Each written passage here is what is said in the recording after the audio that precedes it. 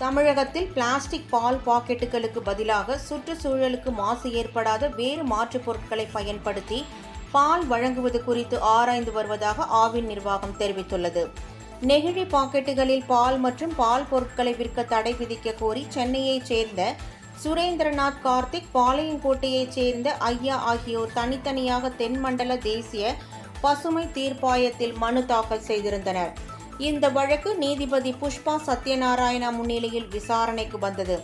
அப்போது நெகிழி பாக்கெட்டுகளில் பால் வழங்குவதற்கு பதிலாக சுற்றுச்சூழலுக்கு மாசு ஏற்படாத வேறு மாற்றுப் பொருட்களை பயன்படுத்தி பால் வழங்குவது குறித்து ஆராய்ந்து வருவதாகவும், சில நிறுவனங்கள் மாற்று வழிகளுக்கான செயல் விளக்கங்களை 2 வாரங்களுக்குள் வழங்க உள்ளன என்று ஆவின் தரப்பில் தெரிவிக்கப்பட்டது. இதை அடுத்து நெகிழி பாக்கெட்டுகளால் சுற்றுச்சூழலுக்கு மாசு ஏற்படுவதை தடுக்க ஆவின் நிர்வாகம் நிரந்தர தீர்வை கொண்டு வரும் என நம்புவதாகவும், இந்த விசாரணையை வரும் ஏப்ரல் 8ஆம் தேதிக்கு ஒத்திவைப்பதாகவும் நீதிபதி கூறினார்.